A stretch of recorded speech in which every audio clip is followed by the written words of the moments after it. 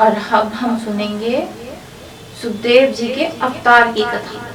एक बार ब्रह्मा जी ने बहुत बड़ा आयोजन किया, बहुत बड़ा, जिसमें देव देवता, राक्षस, किन्नर, मुनि, ज्ञानी सबको बुलाया गया, सबको, और पूछा गया तीन लोग और एक भुवन में से सबसे मूल्यवान चीज क्या है। क्या पूछा गया? तीन लोग और भुवन में से सबसे मूल्यवान चीज क्या है। तो किसी ने कहा सोना है, किसी ने कहा हीरा है, किसी ने कहा मोती है, किसी ने कहा खाने की चीज है, किसी ने कहा कुछ कहा, किसी ने कुछ कहा। सोना कैसे है? सोना मूल्य वस्तु है।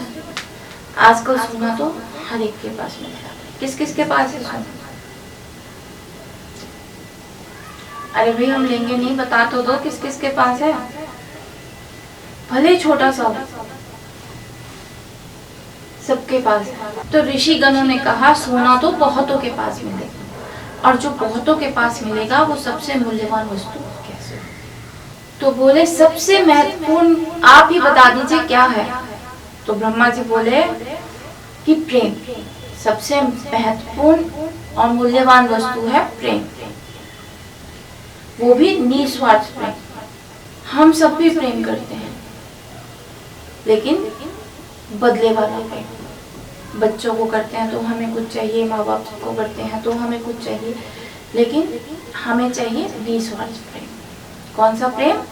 निस्वार्थ प्रेम, जिसमें कुछ चाहिए नहीं, जिसमें कुछ अपेक्षा नहीं, वो वाला प्रेम, निस्वार्थ प्रेम, वो सबसे मूल्यवान है।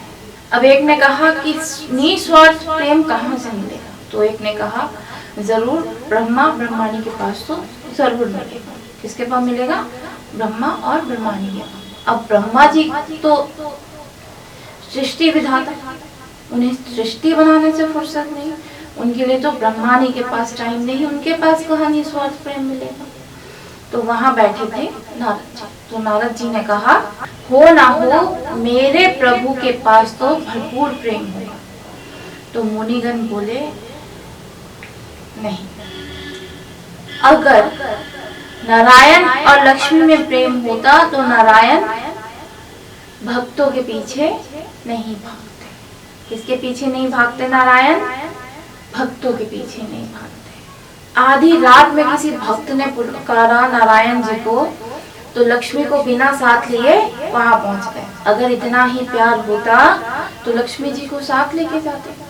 कैसे जाते नारायण? लक्ष्मी जी को साथ लेके। अगर इतना प्रेम होता, लक्ष्मी और नारायण जी के बीच भी इतना प्रेम नहीं है। तो मुनिगण से कहा गया फिर आप ही बता दो, मुनिगणों ने, कि किसके बीच प्रेम है।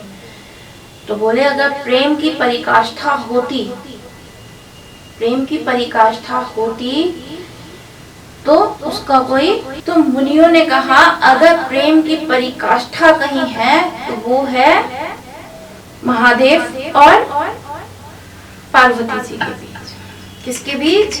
महादेव और पार्वती जी के बीच। एक तो सबसे पहली चीज आधे अंग पे विराजते हैं। किस पे विराजते हैं? आधे अंग पे।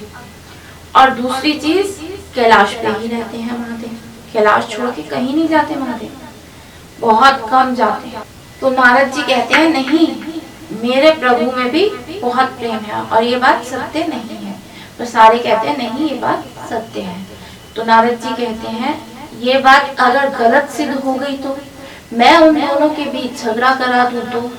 अब आप लोग सोचेंगे कि आपस में पति पत्नी में झगड़ा होना कौन सा बड़ी बात है? नहीं, आपस में झगड़ा होना अलग बात है, पर किसी तीसरे की वजह से झगड़ा होना अलग बात है। तो ये झगड़ा तो लगाया जा रहा था, तो ये तीसरे की वजह से था, इसलिए ये झगड़ा अलग था। अगर किसी तीसरे की वजह से झगड़ा हो भी जाए तो मतलब समझ लो कि प्रेम में कमी है। तो नारद जी बोले अगर मैं झगड़ा करवा दूं तो सब बोले तब की तब देखी जाएगी। क्या होगा? तब की तब देखी जाएगी। अब नारद जी ही थे, उनका तो काम ही था। अब खैर वो लग गए अपने काम में। रोज आते महादेव और पार्वती मैया दोनों साथ ही रहते थे तो नहीं मौका लगा, लेकिन एक दिन मौका लग गया। महादेव जी तो गए हुए थे कहीं बाहर और पार्वती जी थी अकेली। उन्होंने जाके माता को प्रणाम किया। माता ने कहा बोलो कैसे आना हुआ? बोले वो बाबा से काम था इसीलिए आया था। पार्वती जी बोली कैसा काम? वो तो बिल्कुल अभी अभी बाहर गए हैं। बताओ अगर कोई जरूरी काम है तो मुझे बता दो।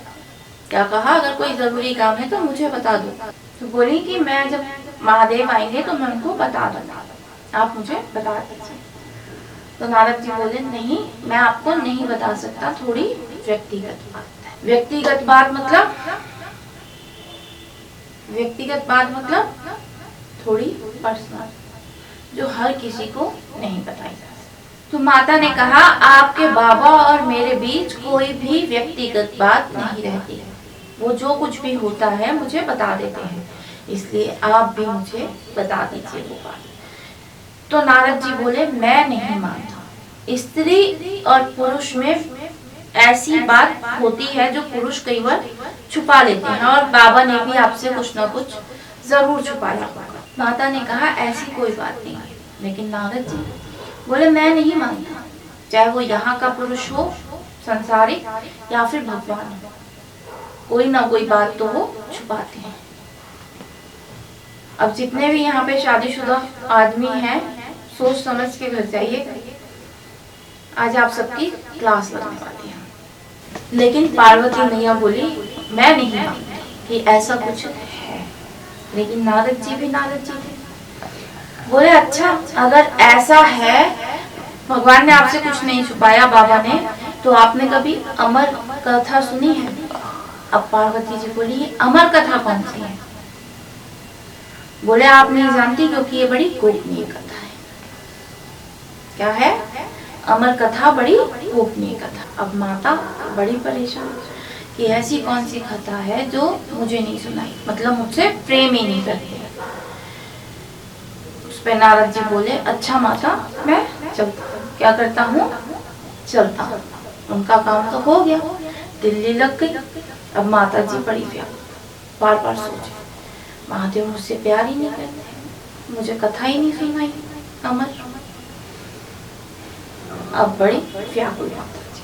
अब बाबा जो है वो पहुंचे रोज की तरह अपने पर्वत पे पहुंचे। अब जब गए तो देखा कोई स्वागत नहीं, कोई लेने नहीं आया, कोई खड़ा नहीं दरवाजे पे, ना कुछ। बाबा को लगा भाई जरूर कोई बात है।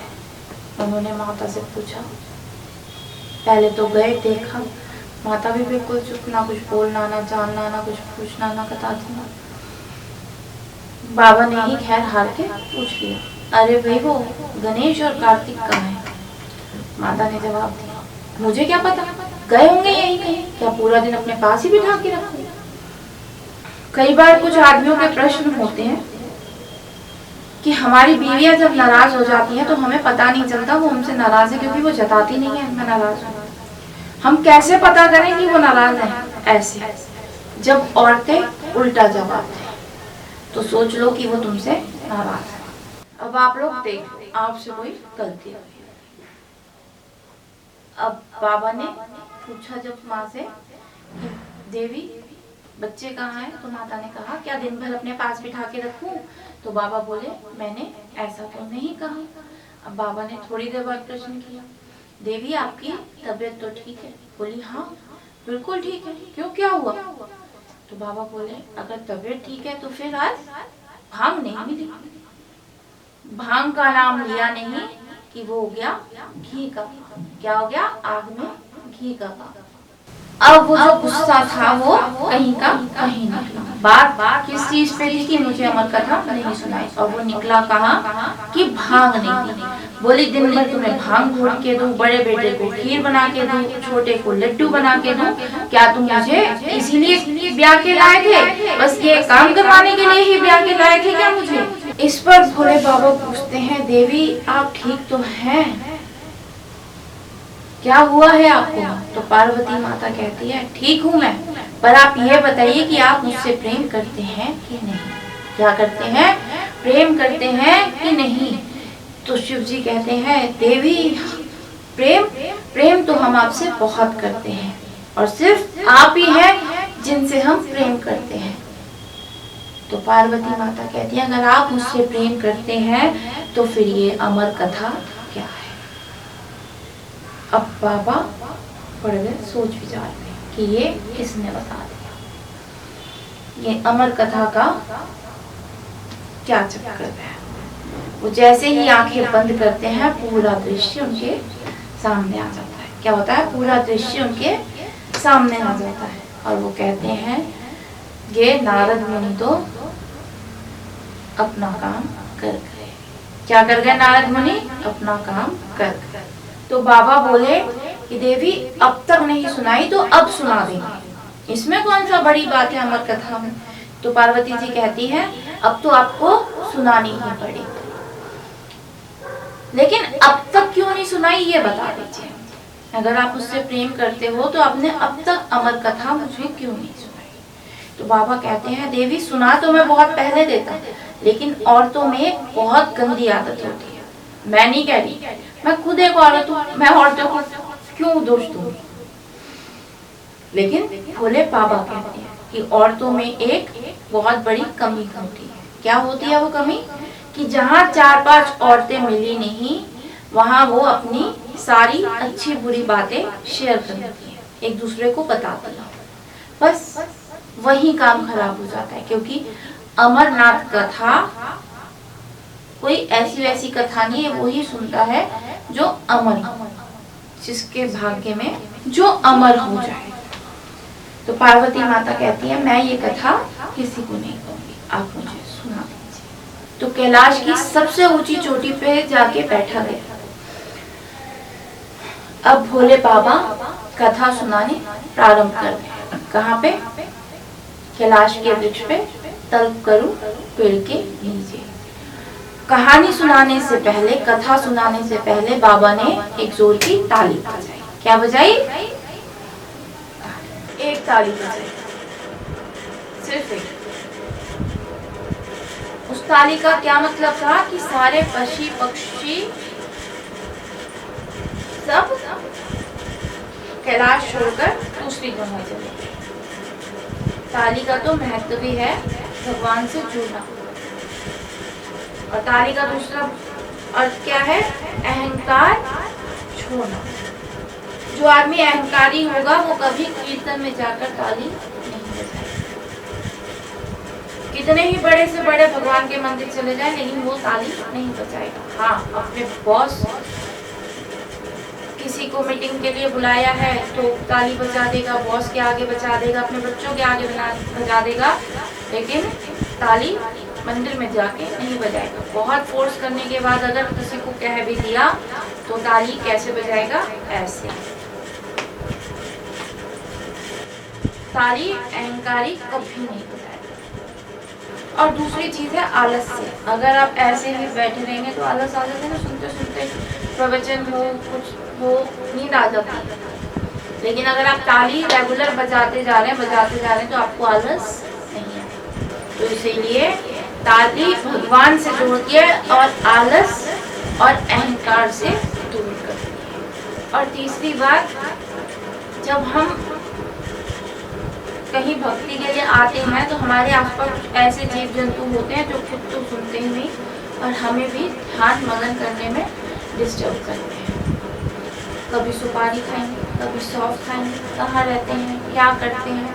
और जब आप ताली बजा रहे हैं, मगन है, तो किसी की बात पे कोई ध्यान नहीं देंगे, सिर्फ अपने प्रभु के गुण में लीन रहेंगे, सिर्फ उन्हीं का ध्यान लगाएंगे। फालतू की इधर की बातें ना सुनेंगे ना देखेंगे। इसीलिए ताली बजाना जरूरी है। ताली आपको भगवान की ओर लेके जाती है। पहली ताली बजाते हैं तो पूरे कैलाश के पशु पक्षी जानवर सब कैलाश छोड़कर चले जाते हैं। दूसरी ताली बजाते हैं तो भगवान शिव का त्रिशूल कैलाश के 3 चक्कर यानी कि 3 परिक्रमा लगा के आता है। क्यों लगा के आता है?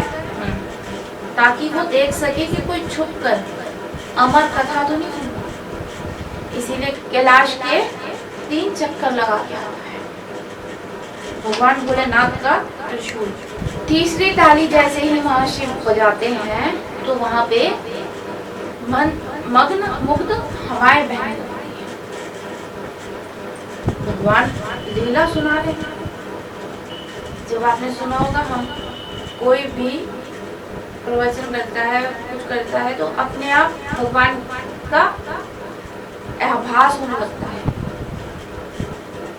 ऐसे ही वो तो भगवान शिव थे जो अमर कथा सुनाने वाले। तो सोचिए क्या रंग होगा, रूप होगा, क्या वातावरण होगा वहां। अब भगवान पार्वती जी से बोले, देवी कथा में निद्रा रानी भक्त की परीक्षा लेने आती है। क्या आती है? भक्त की परीक्षा लेने आती है। तो बोले फिर भी आप सुरक्षा के लिए एक काम कीजिए, जैसे जैसे मैं सुनाता रहूं आप हूँ स्वामी हूँ स्वामी हूँ स्वामी का हुंकारा देती रहिए। ऐसे कई बार होता है ना, बच्चों को आप कुछ पढ़ा रही और कहती हैं जी सर जी मैडम बोलते रहिए, हाँ मम्मा कुछ भी बोलते रहिए। ऐसे ही आप महादेव बोले कि जब मैं कथा सुनाऊं तो आप सुरक्षा के लिए, ताकि आप जगी रहे, मुझे पता रहे, आप जी स्वामी बोलती रहिए। खास तौर से महिलाओं को पता होती है ये बात। जब वो व्रत आदि में कथाएं सुनती हैं तो हुंकारे भरती है ना, जल कुछ हाथ में होता है उनके, जो भी उस टाइम होता है वो बर्तन में डालना है और हुंकारा भरना है। ऐसे बिल्कुल वैसे ही भगवान शिव ने कहा पार्वती जी। तो महादेव जो है वो कथा सुनानी प्रारंभ करते हैं। जैसे ही वो कथा सुनानी प्रारंभ करते हैं तो पेड़ पर एक तोते का अंडा होता है जो वहां पे पहले से रखा हुआ है। पेड़ पर तोते का अंडा। तो वो तोते का अंडा उसी वक्त फूट जाता है जिस टाइम महादेव कथा सुनाने चालू कर रहे होते हैं, और उसमें से एक शुक तोता निकलता है। क्या निकलता है? शुक तोता। और वो तोता वहां बैठकर पूरी कथा सुनता है। महादेव ने कथा सुनानी चालू कर दी। थोड़ी देर तो पार्वती माता ने कथा सुनी, हुंकारा भी भरा, लेकिन कथा सुनते सुनते माता रानी सो गई और महादेव कथा सुनाते सुनाते उन्होंने आंखें बंद कर दी, क्योंकि वो तो लीन हो गए अपनी कथा में। तो वो अपना मंद मुग्ध होके कथा सुनाने लगे। वो सुनाते जा रहे थे, लेकिन माता सो गई और कथा सुनाते हुए महादेव ने अपनी आंखें मूंद ली, बंद कर ली, क्योंकि वो तो लीन थे। तो उनकी आंखें बंद थी, इसलिए वो माता को सोता हुआ नहीं देख पाया। वो कथा सुनाने में लगे रहे। माता जो है वो सो गई और प्रभु की भी आंखें बंद थी, लेकिन कथा सुनाए जा रहे थे। क्यों उन्होंने कथा बंद नहीं की जब माता सो गई? क्यों नहीं की? क्योंकि वो तोता सुन रहा था, और तोते का एक स्वभाव होता है कि अगर वो कोई भी एक शब्द बार बार सुन ले तो उसको बोलने लगता है। तो जब माता बार बार हूँ स्वामी बोल रही थी तो वो तोता सुन रहा था, और फिर तोते ने माता की जगह बोलना चालू कर दिया। जैसे जैसे वो कथा सुनता रहा, हूँ स्वामी, तो महादेव जो है वो कथा सुनाते रहे। और ये भक्ति की चरम सीमा है कि महादेव कथा सुनाए जा रहे हैं और उन्हें तोते की आवाज माता की आवाज लग रही है। क्या लग रही है? तोते की आवाज माता की आवाज लग रही है। कथा सुनाते सुनाते महादेव ने किसी प्रसंगवश अपनी आंखें खोली और पार्वती जी से पूछा, माता से पूछा, देवी क्या समझा आपने, क्या सुना आपने? और देखा माता तो निद्रा में है। क्या देखा? कथा के अंत में माता तो निद्रा में है। तो महादेव जी ने माता को उठाया, पार्वती जी को, देवी को। ओ देवी। माता उठ के बैठ गई। अचानक वो चक्की हो गई, बोली, बाबा महादेव मुझे माफ कर दो, अब आप दोबारा कथा सुनाइए और मैं अब की बार नहीं सुनी।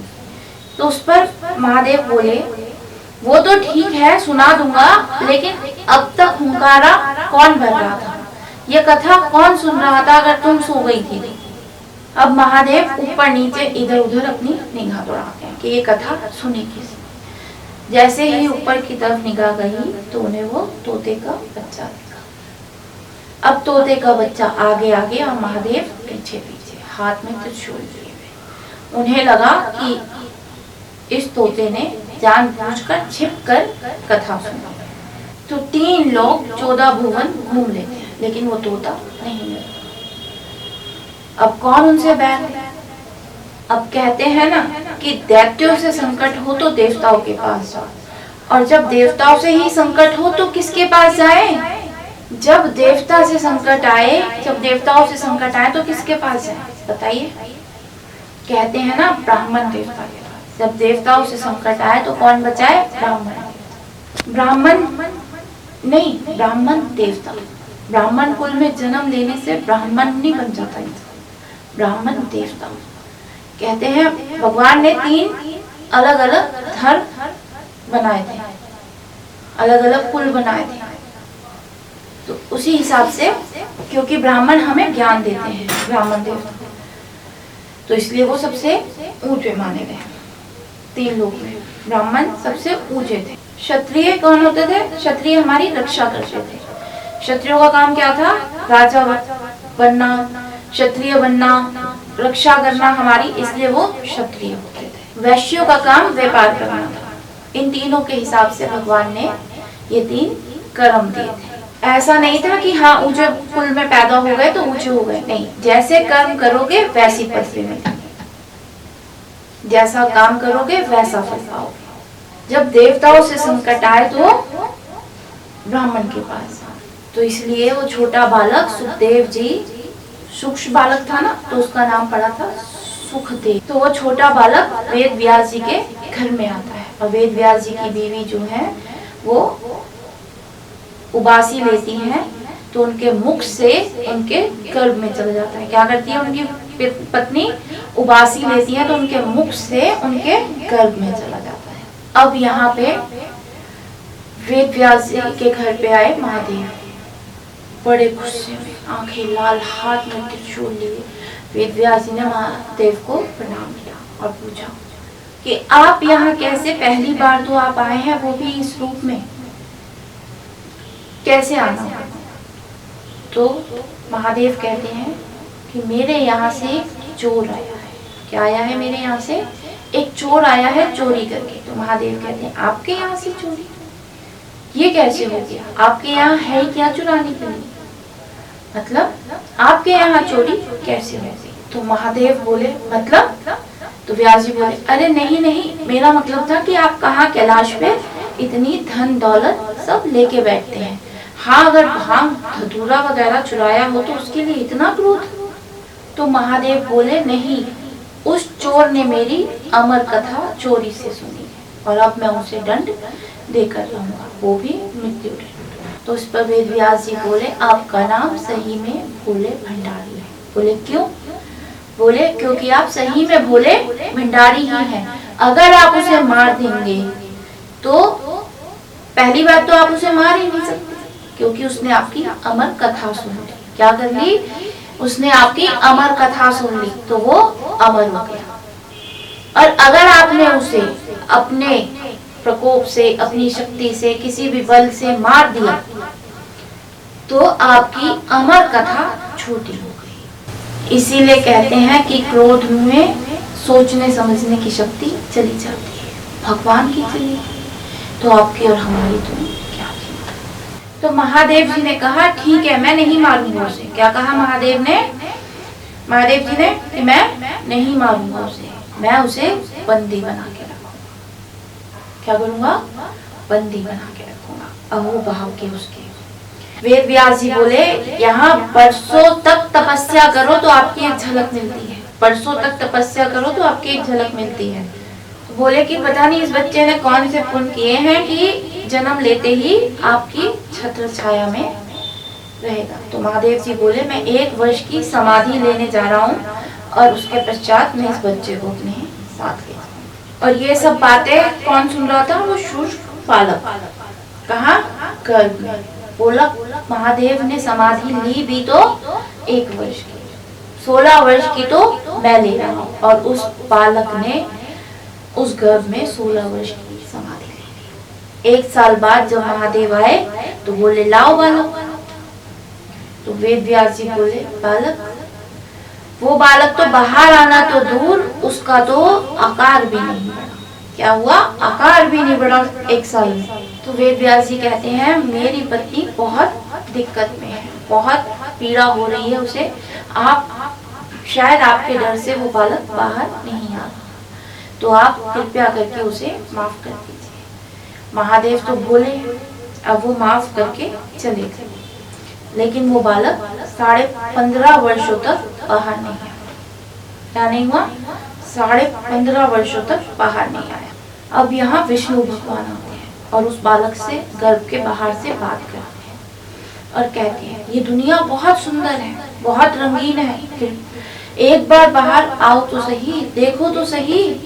तो उस शुष्क बालक ने कहा इसीलिए तो नहीं आना, ये दुनिया बहुत सुंदर है, यहाँ आके लोग आपको भूल जाते हैं। क्या करते हैं? लोग आकर भगवान को भूल जाते हैं, आपको मानने से इनकार कर देते हैं, आपको भूल जाते हैं, नहीं मानते। तो भगवान कहते हैं लेकिन तुम अंदर नहीं रह सकते, तुम्हें बाहर तो आना ही पड़ेगा। तो उस शुष्क बालक ने कहा ठीक है मैं बाहर आ जाऊंगा, लेकिन एक शर्त पे। तो भगवान विष्णु कहते हैं क्या शर्त? बोले आप अपनी मोह माया रोक दीजिए तो मैं बाहर आ जाऊंगा। तो भगवान विष्णु कहते हैं भाई मैं ऐसा तो नहीं कर सकता। बोले तो ठीक है फिर मैं अंदर ही ठीक हूँ, मैं बाहर नहीं आ रहा। लेकिन बाहर तो उसे लाना ही था। 15.5 साल से उनकी बीवी कितनी व्याकुल थी, परेशान थी।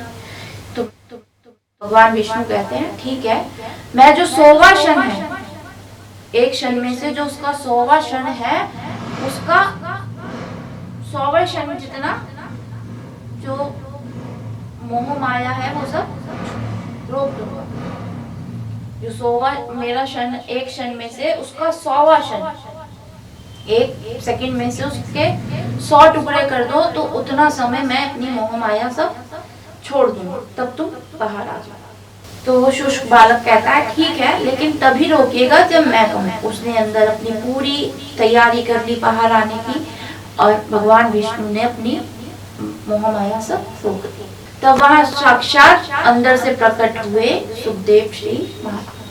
और जब सुखदेव श्री मुनि महाराज बाहर निकले तो सीधा वन की ओर चले गए, क्योंकि 16 साल तो उन्हें हो ही गए थे। अब उनके पीछे वेद व्यास जी महाराज पुत्र वियोग में उनके पीछे पीछे। कहते हैं जब व्यास जी वहां पहुंचे तो उन्हें हर पत्ते, हर फूल, हर पेड़ की जटा, हर रास्ते में सुख श्री महाराज जी के दर्शन। आइए ऐसे सुखदेव श्री महाराज जी को प्रणाम करते हैं। तो ये थी सुखदेव श्री महाराज जी के आगमन की कथा।